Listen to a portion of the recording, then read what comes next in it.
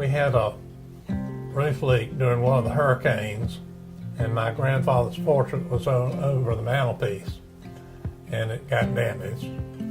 The frame as well as the painting. It's my mother's father. They lived in Lake Wales, Florida. A sister-in-law painted it.